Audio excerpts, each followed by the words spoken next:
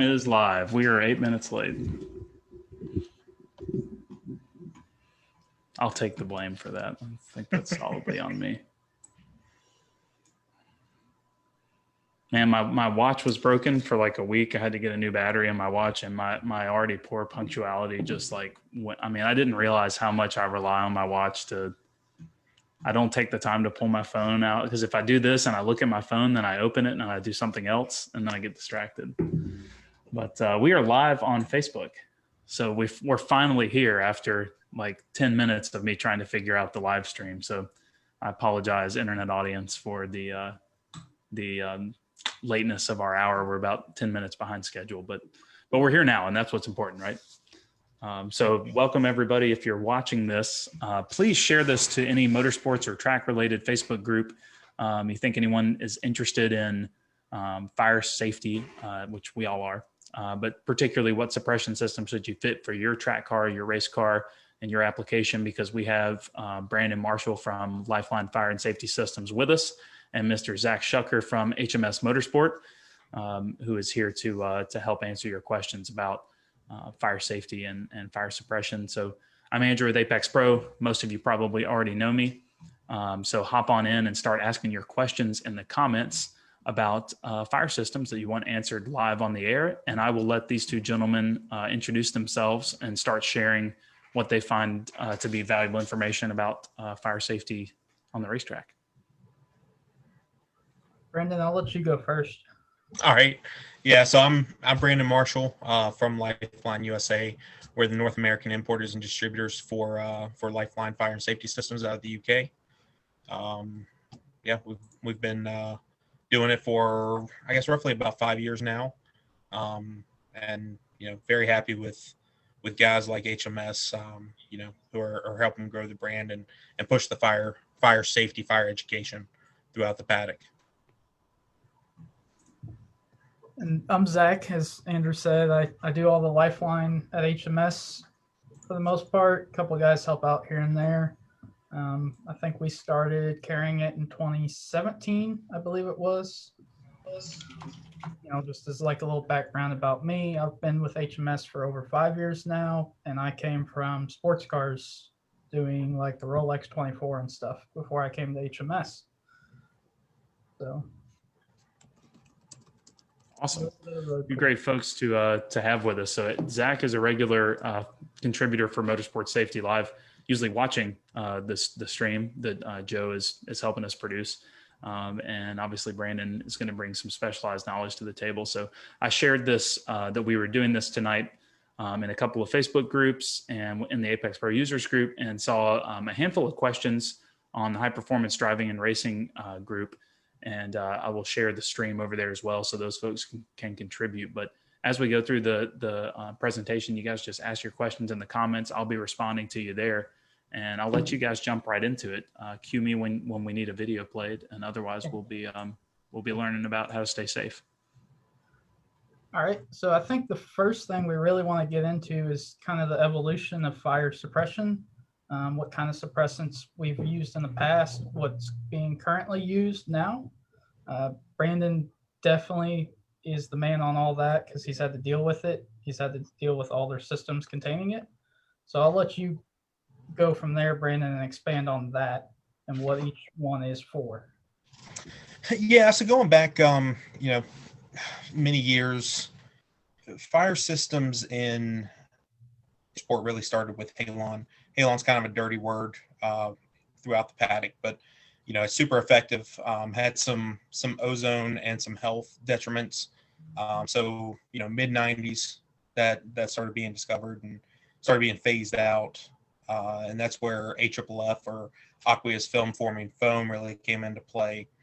AFFF is a pretty effective suppressant. It has to kind of see the fire to coat it in order to smother it out, but super effective. And then probably late 2000s, we kind of circled back to gases. FE36 by DuPont was one. It still had a little bit of environmental, or I shouldn't say detriment, but had like a atmospheric life that wasn't desirable. So eventually that got kind of phased out and replaced with Novec, at least on our systems. Some other people still use FE36. It's safe for you. It really is safe for the environment, but it just hangs around for a while. But yeah, we switched over to 3M, Novec 1230, probably around 2014, 2015. Even better than FE36, less handling, more cost efficient, all of that. So yeah, those are pretty much the four main ones used in motorsport. You do have powders out there. There's some pretty cool powder that we'll talk about in a little bit. We're going to start seeing a little bit of a transition away from AFFF to a new product called Cold Fire, which is more of it's kind of like a tree sap material, but it's completely, safe for the environment, from the environment. And it's actually a little more effective. So we'll be able to use less of it, smaller bottles, lighter weight, and still be plenty effective. All right. And how do those compare to like your standard ABC bottle? Like, what's the differences? Why do you have that for household versus all these suppressants that we've used in motorsports? Yeah, the biggest challenge with, you mentioned ABC, but powders in general, couple issues there. I think it was, I like to use this as an example. Petit Le Mans a couple of years ago, there's a Ferrari team. They were several hours into it, and they had a fuel fire, and their fire bottle guy did the right thing and, shot off the fire extinguisher, put the fire out, but it dumped so much powder, and powder is a very effective suppressant, but it just goes everywhere. And they actually had to retire the car because it would have taken more time to clean up the mess than time left in the race. And with that too, ABC, dry chem, as I said, it goes everywhere. So it'll go into every little nook, cranny, every possible opening. And if there's like a bare metal spot, it'll actually begin to eat the metal. It's very corrosive over time. Once moisture gets into it and activates it. So it will begin to just eat away at the metal of the car. So yeah, we try to stay away from powder for that reason, but at the end of the day, powder is a very effective suppressant. Yeah, I think we saw an example of powder making a mess at Sebring 12-hour this past weekend with the BMW team. Yeah. And, you mentioned a minute ago, how do those compare? So, with the Novec, let me back up. AFFF being a foam, water-based, it won't go everywhere like powder does. But as I said a minute ago, it does have to kind of coat the fire or the surface of whatever's on fire in order to be effective. So it is still a little bit messy. There is some, if you leave it sitting, it can be corrosive, but it's a lot milder than, what about the say, powder. Novec you mentioned? That also sounds like it's going to be messy too. The replacement for the AFFF. So yeah, Cold Fire. So it will be a little bit messy.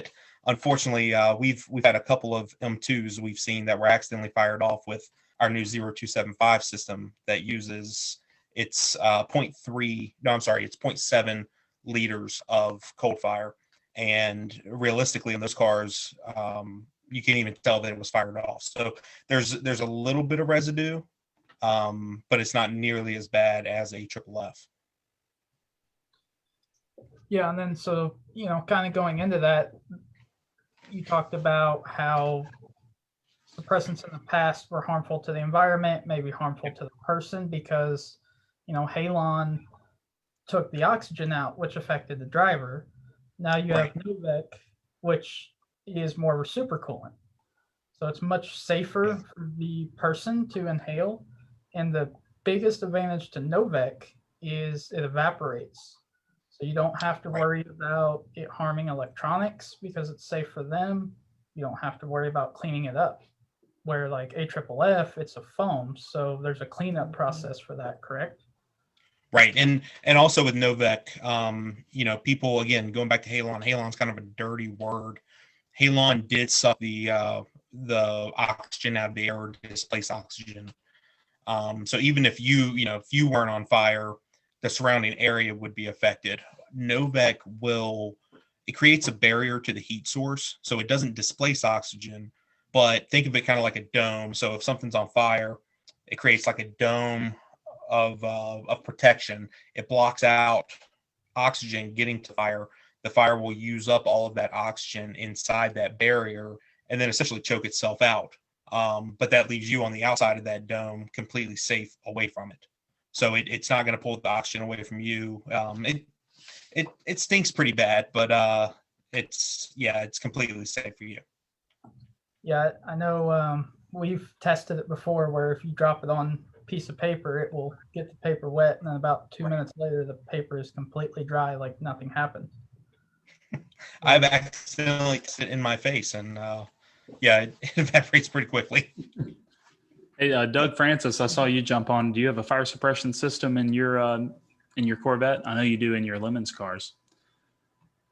Great info. I didn't even think about the impact to the environment because my perspective on fire systems is like I want to know where that handle is in the car to pull it, but I've been very fortunate to never have to do that.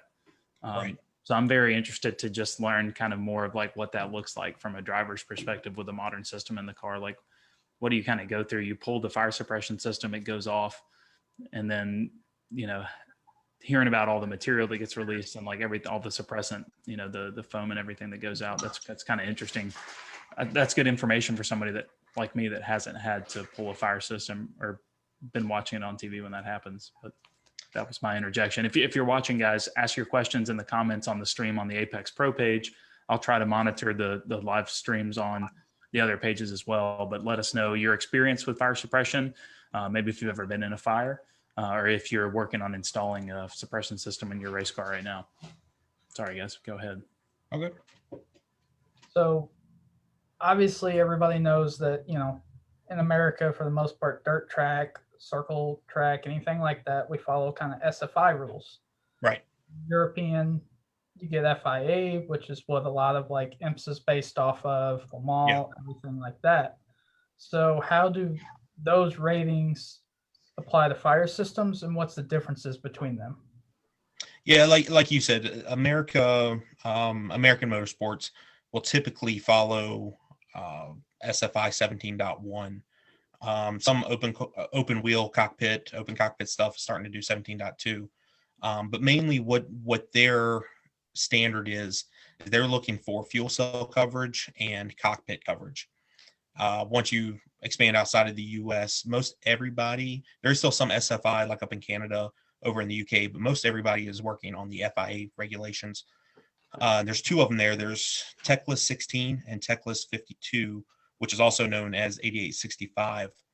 And what they're doing is engine bay and cockpit. So you'll notice that the similarities there are obviously protecting you as the driver. That's priority number one is protect the driver to get you out of the car.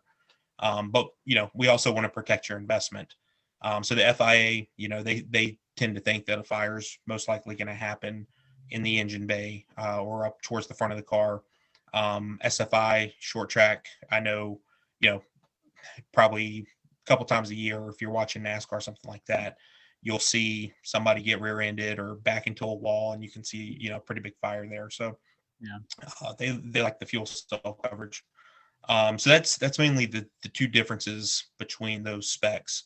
It's kind of, I don't want to say pick your poison, but whichever you're more comfortable with. But at the end of the day, the biggest thing is to protect you, which both of them are doing. Now, does the specification change what type of suppressant's going to be in that system? Doesn't necessarily change the type of suppressant, but that's kind of left up to the manufacturer or the constructor of the system. So for the longest time, we've used mainly AFFF and Novec in our FIA systems. We've got the new SFI line that we've recently launched, and we've got more coming out soon. All of that is using Novec. With the 8865 systems, we actually have an alcohol-resistant AFFF and still the same Novec that we use in all the other systems. But in the new 0275 system, that's where the cold fire and actually a new powder called Monex. It's this little bottle right here. Most effective system on the market today. Puts up 500 degrees Celsius fire, in less than a tenth of a second. That system actually does away with gas completely. It's using 0.3 of a kilogram of Monex powder, so very, very small amount. And unlike powder that we mentioned earlier, Monex is not corrosive, and it's much more effective, so we can use such a little amount. And then it's using cold fire, 0.7 liters of cold fire in the opposite side, which will, eventually be that AFFF replacement. And how do all these systems deploy? So obviously, Andrew referenced wanting to know where that pull cable is, and that's kind of what most people are used to. But obviously, they've advanced from that. You now have electric deployment, correct? Yeah. So you've basically got three things: mechanical, which will be a pull cable, can be a T handle, a loop, something you can just grab and pull. And typically, you will have a handle very similar to this. I don't know how well you can see it, but there's a little lockout pin here. So when you push it through, it'll actually catch. You pull the cable, that goes through and catches on the bottom side. So then you can, get out of the car, get away from the fire. Other systems will use a push button of some sort. A few different variants there, but basically a momentary switch. You hit the button, it deploys the system, and then you should be getting out of the car then. But then we also have automatic, and you'll see that quite a bit in SFI, where they use a little frangible bulb, similar to like a industrial building uses for sprinkler systems. And once it reaches a certain temperature, it'll crack that bulb, it'll crush it, and then release all that pressure through the hose. I actually have, I believe Joe's looking at right now. There's two little red push buttons right there. That's for your electric style systems. Right. It all goes off of a wire, and there's a automatic for the electrics too, correct? Because you have what we call protecto wire, which is the green and black wire on our table here. Yep. And you want to explain what that's used for? Yeah, so it's basically just a thermal or heat activated cable. Really? Sometimes teams will want to put them in the engine bay, and that can be a little challenging just with engine temperatures. But works really well in the cockpit. So you put it up on the ceiling of the interior, and kind of like the frangible bulb. Once it reaches a certain temperature, it activates. Which in this case, the sheathing or the coating of the wire will actually melt, and the wires will touch. And at that moment, creates a live circuit and deploys the system. Yeah, no, we actually had a customer that had a built, I forget what car it was, but it was a big turbo car. Mm-hmm. He had a electric Novec system with the protective wire in it. He parked it in the garage. It got so hot that it actually caught the oil on fire that was left in the turbo. Oh, wow. And he had the protective wire, and it melted that and set the system off for him. And it saved his car from burning down in a parking garage. Yeah. So, and probably a lot more from catching fire. Yeah, so there's great advantages to each. And then I know I have that's awesome. That big metal braided cable there. That is for like the SFI systems. Right.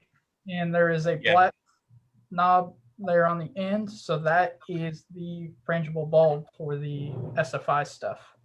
Right. It looks just like what you would see in a building sprinkler system. And I think these are 155 degrees Fahrenheit, 68 degrees Celsius, which is pretty warm. So yeah, it'll pop and then release all the pressure. There's just a little little piston behind that, and that little bulb is holding all that pressure in. And once it bursts, the system will deploy itself. 155 Fahrenheit. That's how hot the cockpit gets while they're driving. Well, we do have another option. I want to say it's 175. That we can easily just replace that depending on what you're doing.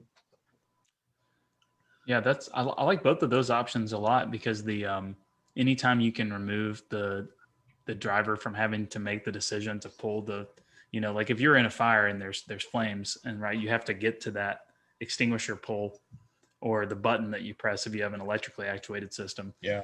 that just removes that margin of error from the equation, and you remove the human from the situation and makes it way safer. Because I would be surprised. I'm not sure if you know this particularly, Brandon, but I would be surprised if there weren't a lot of cars that caught on fire that never had the suppression system, activated.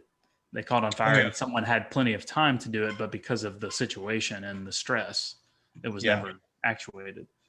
I'm sure that happens. We've certainly heard that, in circle track racing quite a bit, because, years past they've used Halon or FE36, and while FE36 is much safer for you, thankfully I've never been, taken a shot of it or got hit with it, but apparently it can give you a headache and you just don't feel great. And, drivers are pretty hesitant to some degree to activate systems. That takes. One thing I think we should mention also with the AFFF, I'm the national safety steward for BMW Club Racing. One of the issues that we have is that people don't necessarily have their cars in a warm environment. If the AFFF bottle freezes over the winter, you can have a system that's no longer going to function, and it's very difficult to just look at it unless you can weigh it or do some things to know whether it's going to be active or not.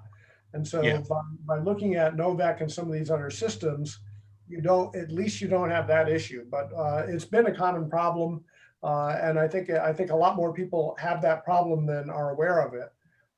Because even if you have your car in a garage, if the garage is not heated, it's very possible that it could get to a freezing point over a cold spell for a few days. And so that's something with AFFF that's a big danger with AFFF, especially. And it's not a simple thing to just know that it's going to work. Right. And what I will say with that, we do also, nationwide, countrywide, we do have a specific low temperature blend. We use a non-flammable coolant or antifreeze, I should say. Basically we mandate that that's what has to be used. Chances are, somebody in Florida, they're not going to have that issue, but they could sell that car to somebody, New Hampshire, Montana, something like that. And that thing could freeze. So, that does lower the temperature, but like you said, there's some places up north that get really cold. So we recommend taking it out to make sure you don't have that problem. And I do also probably want to just go ahead and piggyback into that, onto that, I should say, with servicing. So, critical that these are getting serviced as well, whether it's SFI or FIA. So FIA allows 10 years on the bottle. SFI allows 6 years, but both require service every 2 years. And Novak is it actually has a 30-year shelf life. So what we do when we get it in for service, we'll depressurize the system, discharge it. We actually run it through a strainer. As you're pouring it out, some debris and whatnot can get in it. So we're just cleaning that out. But we can actually save that and reuse it. And it is, it's a little bit pricier, but it's just much better suppressant. But yeah, we can filter that, move it to the side, and we go through and replace O-rings, Schrader valves, pressure relief valves, anything over time that could create a leak. Put it back together, use that same Novak, top it up, good to go. On the AFFF side, however, that fluid always gets replaced at a service. So it's got chemicals in it and salts that will break down over time, especially in a motorsport environment, very harsh, vibrations, impacts, things like that. And over time, a couple of years, those will begin to separate from the mixture. And what that does is begin to collect around the dip tube inside. And it can actually, we've seen where, bottles have gone 6, 8, 10 years without service. Somebody will send it in and we just go ahead and open it up. At that point, we can't service it, but we'll just go ahead and open it up to look at it. And that stuff will actually have collected to the point where it's blocking the dip tube. And when you go to fire the system, nothing will happen because there's no outlet for the pressure. So it's critical that, they're getting serviced and we can catch problems like that, clean it, go ahead and replace everything and make sure it's in good working order. So Brandon, I'm getting ready to take my my E36 M3 to the track soon, right? The weekend after next, we're going racing. What do I need to do? And it might be too late at this point. This is a hypothetical because we serviced the system last year, but what do I need to do with my fire system? Whether it's a Lifeline product or not, I guess I need to look at the date on the bottle. How do I determine if I need to send it in for service? Probably the two biggest things. Check your date, make sure it's not overdue or out of date. Like you said, whether it's Lifeline or not, that's critical. You'll have, and I don't think, so this is an 8865 system, and it's a blank one, but you'll typically have some sort of service label, or like Joe showing there.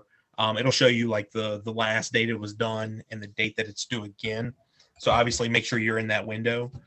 Right. And then the next thing, and again, these are sample bottles, so there's no pressure in them, but most systems will have a pressure gauge on it. Doesn't matter, this again is Lifeline, but you could have any other brand, and you'll want to make sure that that is showing in the green. If it's not, whether it's over pressure, under pressure, there is a science behind these. So if it's either one, what you're doing is possibly affecting the discharge or the flow rate, and the system's not going to perform like it should. So those are probably the two biggest things. Check to make sure you're in service and the pressure's okay.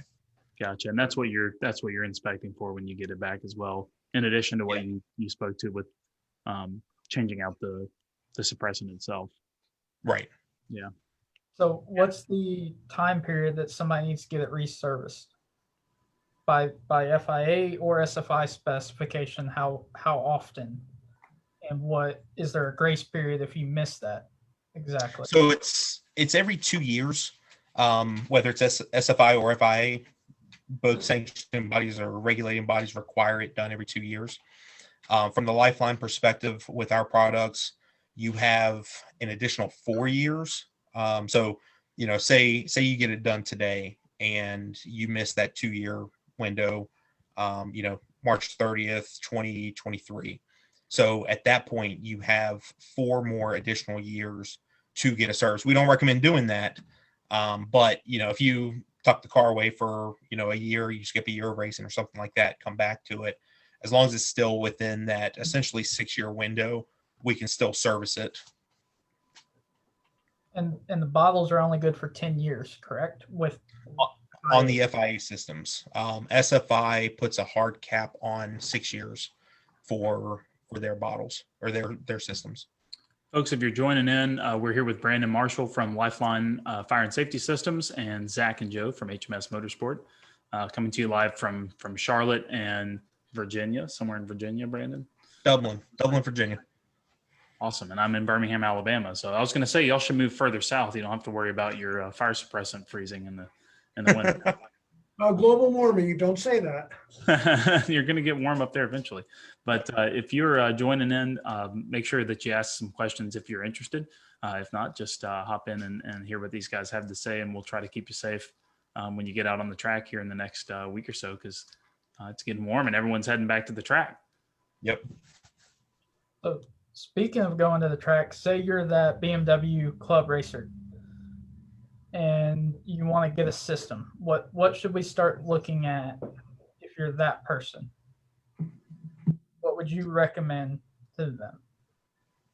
So, really depends on what you're after. Obviously we're going to recommend an SFI or an FIA system. Those are, kind of taking a step back. Those have taken everything as far as what it has to meet out of our hands, or really any manufacturer's hands. So the FIA and SFI have put forth a requirement that you then have to come meet. So, we're not controlling the variables there or manipulating the test in any way. And nobody is. So, you're getting a good system if it's SFI or FI rated typically. At that point, it kind of depends on what you're after. We've got the entry level $400 FIA system, which, checks a lot of boxes there. We like to push people towards Novak because of the benefits. It's smaller, lighter weight. It's safe for you, safe for your electronics and that sort of stuff. And, it's a little bit of a jump to that $700 system.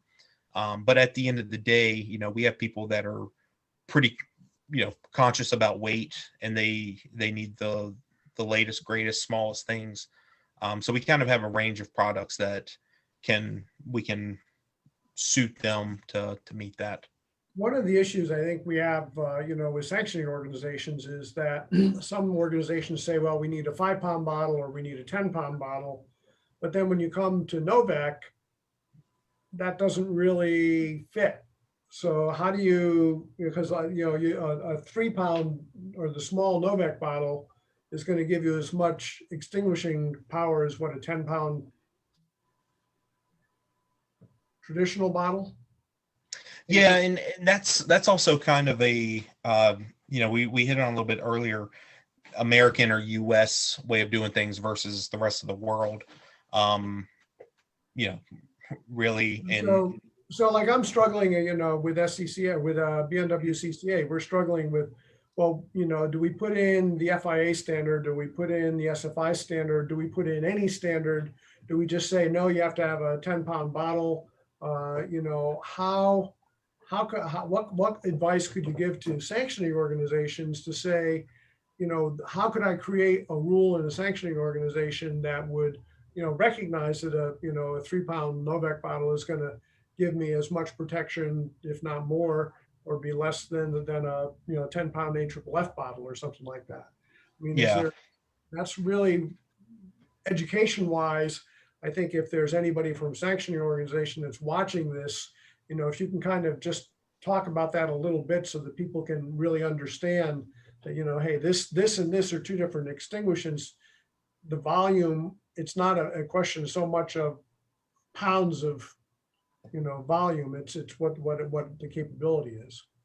Yeah, and we've done a really good job. I was talking to somebody earlier today, and at the end of the day, it's about fire education. We're not necessarily trying to push Lifeline on you, and anything we can do to help educate, we love to. And that's where, the two sanctioning bodies, FIA and SFI, I wouldn't necessarily call them competitors. It's just, two different ways of basically getting to the same end result, and that's being safe, making it safe for consumers. So as far as the sanctioning body, our preference, or the way we look at it, is, Joe Schmo can go make a system in his garage or in his basement and say it works. And, it very well could. The good thing about, if you're a sanctioning body requiring an SFI 17.1, an FIA Tech List 16, or an FIA Tech List 52, again, those are sanctioning bodies or regulating bodies that they make a fire. They put all these standards and stipulations in place that we and every other manufacturer has to come play in that ballpark, and we have to be able to put out their fire under their conditions. So each system will get either a 17 SFI 17.1 or an FIA homologation number. So as a scrutineer or sanctioning body, if you're looking at a system and you can see that, I think that gives you the peace of mind to know that system wasn't just put together in somebody's basement, that has gone to the top levels of SFI or FIA and passed their testing, and really takes the guesswork out of it for the consumer and for the organization.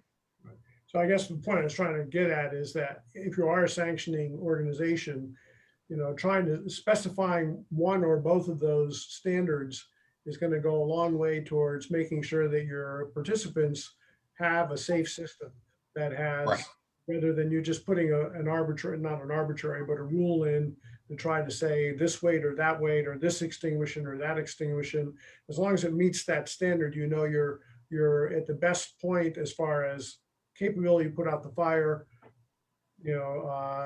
size of the bottle, all those kind of things, all that stuff goes away. It's kind of like when you do a seatbelt standard, you no longer have to specify a 2-inch belt or a 3-inch lap belt. Right. You specify the standard, and the standard does that for you. So you really, if you're a sanctioning organization, you really should look at those standards, talk to Lifeline, talk to us. We'd be happy to help you explain what those are, so you can kind of get that into your rule book. Yeah. Do we have any interesting videos that might be good to show us, maybe like how Novec works, or? Just, I think we have a couple of videos that would be really interesting for people to see. Because even though Novac's a little bit more expensive, the benefits of it as a gas are pretty incredible. I think it'd be good to see how that works. And again, we can use much less of it. Zach, I don't know if you have a 4-liter AFFF that you could compare with a 2.25 kilogram Novak. I don't actually. I do have one. I have an empty one in the back. Now that I think about it. Okay. Give me just a second. What size is it? Which one is it? I'll let Andrew play the video. I'll go grab the model for everybody. What video are we looking at, Brandon? The test? Yeah, let's do the I'm sorry, the one that had the 3 fire rigs in it. Should have been the first video, I think. Yeah, test video 1. Yeah. Okay, that's the name of the file. We'll get it queued up here. Here's your test, Andrew. Let's see if you can do it. Everything happens slower when you're live streaming because nothing wants to appear. Yeah.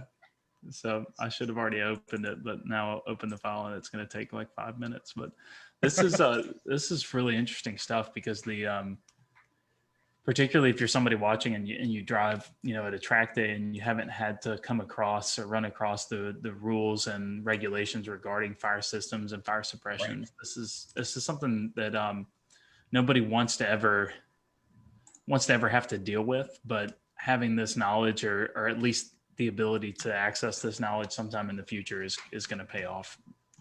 And you brought up a good point there.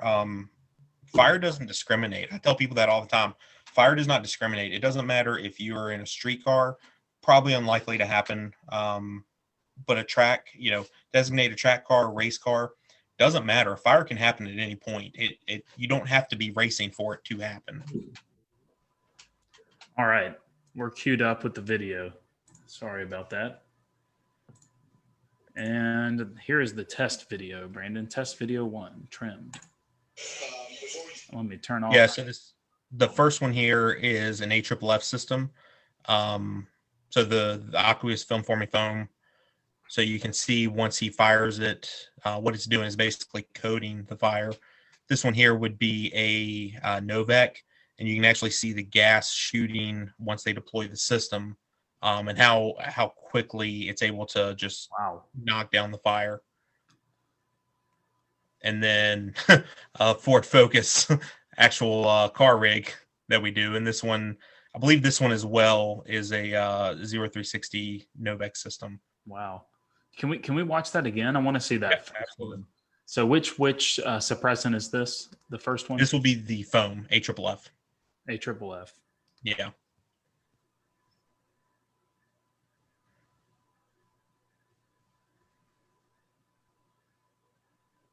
And what we do is, our R&D team back in the UK, we've got these rigs that they've built to meet either, it's exactly like the FIA does or exactly like SFI does, so that, when we show up, not only are we able to pass the test, but we've also made a super effective system that we know is, the best we can do,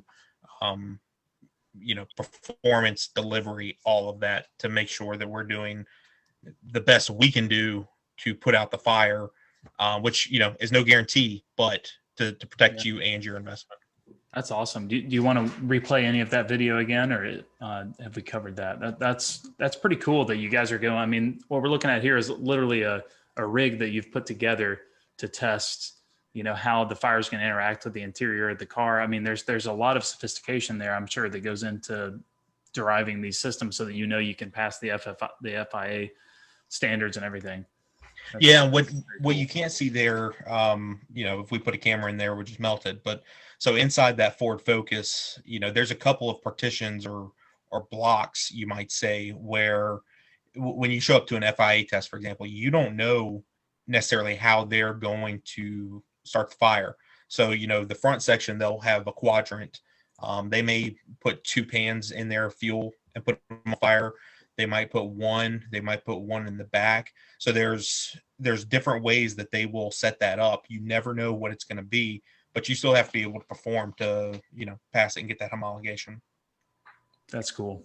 Is there another video that we want to move to, or Zach, did you want to look at the bottle that you got?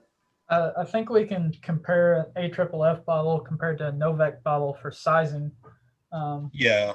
So going back to what Joe was saying, it's not about, oh, it's got to be 5 pound or it's got to be 10 pound. The gray bottle that Zach has there and standing the red one up next to it, you can see there's a pretty good size difference. It's slightly over half the weight and half the size. So the red bottle in a completely filled system, we're probably talking 13 to 14 pounds, whereas the gray bottle's 7 to 8, depending on variation. But the gray bottle, being Novec, is much more effective, even with that size difference. So we can use less of it, smaller package, lighter weight, and still offer better protection. And much less damage to components in the car. So the fire is going to go out quicker, and it's going to be less likely to require any cleanup of anything unnecessarily that wasn't really actually burning. Right. And with that too, probably a good time to hit on the ancillaries or what comes with it. There's a science to this. So that gray bottle, typically those are 5 nozzle systems. The red bottle would be an 8 nozzle system. They work at different pressures. They have different nozzles for delivery.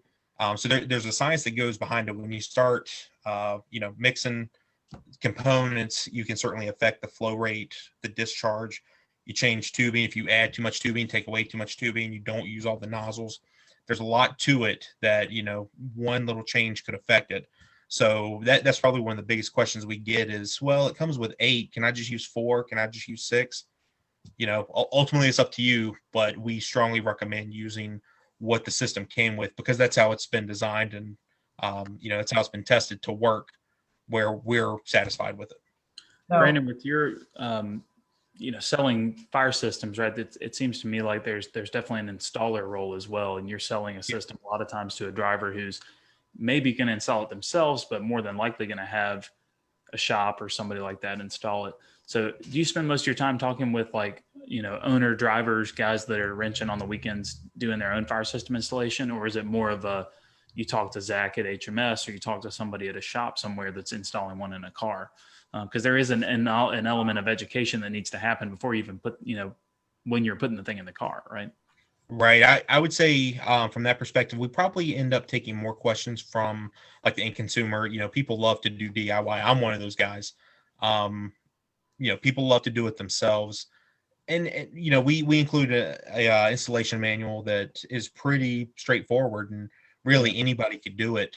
Certainly, if it's something you're unfamiliar with, practice caution, and feel free to give us a call and call up HMS. We have those answers. We have the experience from doing it for so many years. But it's totally something somebody could do with a little patience. But, I would never turn anybody away from having a shop or somebody who's probably done it 100 times or, dozens of times, do it there. Yeah. As you can see, like right here on this page I'm showing you, this even indicates like the direction of where the nozzle should be technically according to like FIA rules. Right. This is the optimal position to place everything. So every one system that we sell FIA comes with this book in it. And then it also has a sticker on the bottle, which helps kind of indicate that. It's not very detailed because obviously a sticker, very minimal space, but it gets you the basic principle. And then you can dig into this book. And if you have questions beyond that, then feel free to give one of us a call, whether it's myself here at HMS or Brandon, or, if you get it from a different dealer of Lifeline. We're all happy to help kind of explain that and walk you through it, because at the end of the day, all that matters is you position the nozzles correctly. And in doing so, it's going to make it the safest for you and for your car. Right. And there's a lot of specifics too, cars are different. There's a lot of different situations. And with y'all's collective experience, you've probably seen enough, just like I have when someone calls and asks about mounting their Apex Pro. Now I still get thrown a curveball every now and then, and pretty often, right? A couple times a month, someone's calling with a unique mounting situation. And I'm not selling something that, we're not selling a device that has to be mounted in a way to meet FIA standards, right? So right. I respect a lot of, about that element of your business, and that's a challenge, but it is cool that even an extremely high-end fire system like these new Lifeline systems that you have are DIY friendly in a lot of ways, and you're designing them to be installed that way. I was coaching in a Cayman GT4 Club Sport this past weekend that had the integrated electronically, actuated fire suppression system that you have to arm. And that was the first exposure I'd had to one of those systems that was actually installed in a homologated car. Does Lifeline supply any of that for homologated race cars? Are there any like OEMs that you work with to do that kind of thing on like race cars and stuff like that? We do. There's unfortunately Porsche isn't one of them. We've been working on them for years, but BMW, Cadillac, the DPIs, Jannetta. We've done some stuff with Acura. Of course, I'm hitting a blank now that I'm on the spot, but really, you walk through the IMSA or World Challenge paddock, and 80 to 90% of the cars are going to have our stuff in it. Which I think goes a long ways. Shows those teams or those manufacturers believe in what we're doing. Really, what our R&D team is doing over in the UK, and the relationship we have with them, and even more importantly, whether they're a German team or they're a team based here in the US, we have the factory support around the world. Even if whether they're based here in the US or they're flying all over the world racing in Intercontinental GT or wherever, they're going to get factory level support wherever they go. But yeah, you'll see us in I mentioned Daytona prototypes or DPIs, GT4s, GT3s, TCRs, just about everything nowadays. One thing that I think you should bring up is that your SFI systems and probably other systems, there's a bit of a unique factor onto the way they charge and the way your bladder is positioned inside the system, and that the system, I understand, will charge in any direction. And that's not necessarily the same with every system that's out there. Can you address that a little bit? Right. So most systems I would say out there will use, just like a spring type dip tube or, similar to that. So we use, and of course I don't have one here, but it is a spring dip tube, but it's also got a weight on the end essentially. That's your pickup point. There's 3 holes in it. So that's where the fluid will actually, or the suppressant will actually travel through. But the goal is pretty much in any orientation, the weighted end of that dip tube is gonna fall into the pickup or into the suppressant. And we have integrated that into our SFI stuff. And a lot of other companies, when you look into the SFI, they don't do that. So it is, in our opinion, it's a little bit of a safer option there or design. Bad cameraman. Yeah, so you can see right there that kind of bulbous in there. That's basically just a piece of metal that's been carved out, and it will always fall into the fluid or the suppressant inside the bottle. So, and you can. Very cool. It will literally fire all the way Yeah. if it's hanging like this. Yep. And that's not something that's common with every system. And so that's one of the advantages that we've shown to NASCAR and with SFI. So they can mount that bottle pretty much in any position that they want to mount it.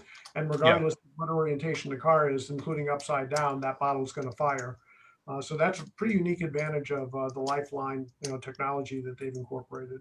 Yeah, because a lot of the stuff is kind of like this handheld here I'm opening up, where you got like a fixed device here.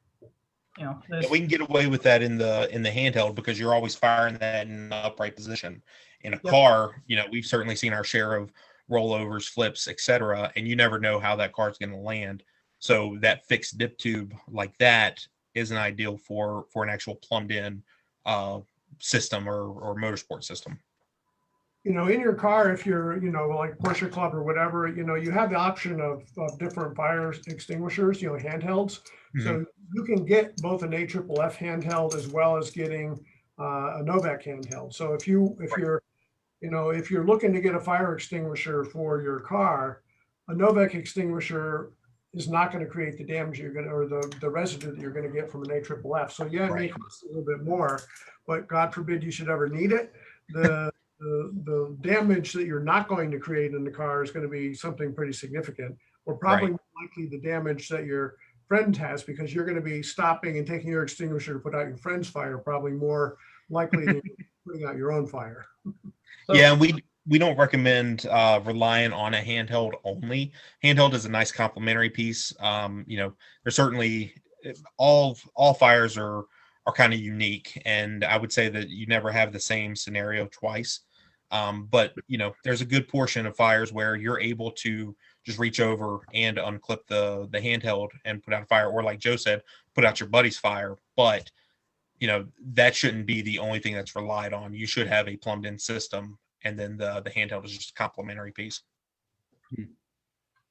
That's really interesting. I think the deployment mechanism, being flexible and not rigid is a really cool thing to know about from a consumer's perspective. That's not average, not information, but that just goes to tell you the extent to which you're going to make sure people are safe. And I mean, it's Right. a very complementary product lineup for everything that HMS carries, because their focus is on safety, whether it's with Troth or Schubert or everything that all these products are aligned to help people stay safe on the track. So Absolutely. I think that's really cool. I've certainly learned a lot more about fire suppression than I knew before. I know it's a topic that needs to be discussed more. So I'm glad we are here to put this information out in front of people. And if you're watching and you missed part of this, you can actually go back and watch earlier in the live stream, and then we will also download this and upload it to our YouTube channel. And I'll share it with HMS for them to do the same. So you'll be able to find this on Apex Pro at YouTube, on YouTube as well. So appreciate everybody for watching, guys. What else do we have to cover before we wrap things up? So I think we should probably go over like the real world applications real quick. Say you have a guy, comes up to you, he's looking at a Novak system, and he's asking, why should I spend the extra money for an electric fire system versus a mechanical fire? Is there an advantage to it? Is one more reliable? And what's the cons to each one? Yeah, so a mechanical system, I think by default people kind of lean towards that because you don't have to deal with wiring, you don't have to replace batteries or anything like that. And very effective system. At the same time, there is maintenance with those, especially if your cars, if you've seen over the past year or whatever, you've seen, several rain races, or if the car lives outside or anything like that, moisture will get on those cables, begin to corrode or rust them. So, sometimes you go to pull the cable and it's just seized in there. So periodically, at least once a year, probably twice a year, you should pull that cable completely out. And it just feeds right back through the sheathing, but pull it completely out, hit it with some like dry graphite lube, and put it back in. Now, one downside, and I hate to tell this story because it was pretty severe, but actually a buddy of ours a few years ago was racing. I won't mention the track, but they ended up flipping. They hit a rock, flipped over, and it tweaked the chassis so bad. The pull cables have to be taut. They have to have some pressure on them. So when it tweaked the chassis, it actually broke the cable. So that is one risk potentially with a mechanical system. Pretty extreme, but possible. On the flip side, and those reasons are why we like electric. On the flip side, electric, certainly you got to make sure you're wiring it correctly. All that information is in the installation manual. But with the power pack that Zach just picked up, there's a simple just 9-volt battery. We recommend, depending on usage, probably replacing it at least a minimum of every year. For like a pro team or somebody that's doing, 10, 20 races a year, we recommend replacing it probably every 6 months. But it's just a standard 9-volt Duracell Energizer, whatever you can find, battery that just clips into place. And yeah, Zach's showing the function there. You basically got 3 positions. You have armed. The center is kind of like an off. You can do a button test when it's in that position, but you can also always do a battery check. And the awesome thing about that battery check, when you pull it down right there, if it lights up that battery check LED, it takes more power to turn that LED on than it does to fire the system. So if you're checking that and it's lighting up, then you're good. That's cool. And if you go up, if you touch a button, it's going off. Right. That's the one advantage to it. And so the electrics operate off of what they call a frangible seal. Yeah. And it's it uses basically a tiny actuator that when you press the button, it sets that off, it fires this pin out, and it breaks this frangible seal, which is a very thin seal. I mean, you can break them just from servicing them. They're that thin, but they're made to hold that pressure. And if you hit that button, it's going to knock that seal off and set the whole system off. Yeah. So those are your pros and cons between, just saying those are some significant pros and cons between the mechanical and the electrical system. But that's good information. It seems like I see more and more of the electrical systems. Yeah. And electric is our go-to. My personal vehicle, that's what I put in there. It's just easier for me, I think, for maintenance. And, at the same time, pulling that cable, yeah, it's easy. But man, if I can just hit a button and get out of the car, I'd much rather do that. Yeah. Awesome. I feel safer already. I don't know about you guys. I mean, really, though, because something that we talk a lot about when I spend time talking about how to be a better driver and how to improve your technique is understanding why you need to do what you need to do to manipulate the car, to use all the tire, and to maximize the available grip. And understanding a little more about why is what's really, really powerful. Not just knowing that you need to do, okay, I need to buy a fire system for my car. I need to install it. When I catch on fire, I pull the cable or I press the button. Knowing a little bit more about it allows you to save money and make a decision that's better for you, or allows you to invest in the proper system up front, and allows you to keep it maintained, right? And all this information is really solid. Zach, I think you have a plan to get out of the car as well. I mean, you think, oh, I can get out of the car in a matter of seconds, but in a fire happening, system going off, you're panicking. So practicing egress, having a plan. Can't say it enough. Have a plan when things go south to get out of the car. That's crucial. It's not just getting out of the car on the driver's side, it's getting out of the car on either side. Yeah. There's a good chance that you may not be able to get out on the one side. So one thing that we did fail to mention on a mechanical system is I've seen people forget to pull this pin, and that's your safety pin. Yes. So I know I'm not going to say where, but I have seen a video of a person wrecking. They go to pull their fire cable and they start pulling the whole dash out because they forgot to pull that pin. So the wire isn't going anywhere, but the attachment for that wire is trying to move. So that's one other big advantage to an electrical system over a mechanical is you get rid of that one additional thing that you have to remember. Say your car breaks down, you're rushing to fix it right before green. It's very easy to forget to pull that pin out. Yeah. Andrew, you can speak from your pro days. Whenever you practice getting out of a car, there's always a couple things that you do, right? It's seat belts, kill switch, and fire system, correct? That's your main checklist every time? Yeah. And in the pro world, they don't necessarily do this as closely in grassroots, but they do ask you to simulate pulling your fire cable or pushing your button. So you're undoing your cam lock, you're pulling radio harness, doing other stuff. You reach over to the dash and pretend to do that before you do your egress test in the process. All the nice pro teams that we have around here, we have a good business of recharging systems that somebody in their shop has pulled up. Yeah, that happens. And by the way, we are a full service Lifeline dealer, so we recertify the bottles, and we do pretty much anything that they do in at Lifeline, the BIM world. We do pretty similar things here. We have a big 55-gallon of Novec, and Zach does a good job on taking care of this group and division. And we get a lot of support. Brandon and the group Lifeline BIM World has been very good in supporting all their dealer network. And so you can be pretty comfortable that if you're buying a Lifeline system from us or any of their dealers and service centers, that you're going to have somebody that's knowledgeable, that's going to be able to do a good job. Yeah. Right. Brandon, how can people get a hold of you for technical questions or sales related questions if they're looking to purchase a system or they have some more questions about their application? Well, if you're a purchase, they got to call us, but if they have a technical question, please call Brandon. Yeah. So, phone, I'll give you the number. It's 540-251-2724. Again, 540-251-2724. Or you can email me at brandon@lifeline-fire.com. Awesome.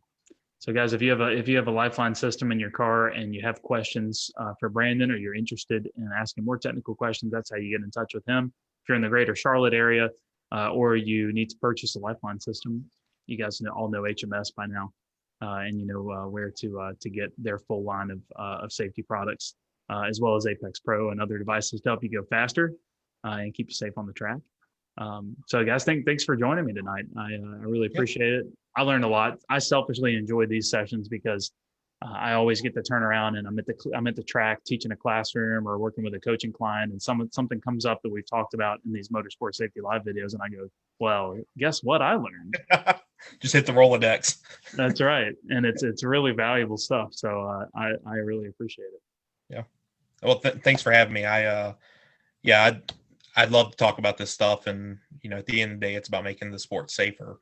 So you can make it home to your wife, to your husband, to your kids, your dog, your job. Somebody's looking for you to come home after an event, and obviously you want to enjoy it and come back. So that's what we're about. Absolutely. Great. Thank you all. Awesome. Signing off. We'll see you next time, Facebook.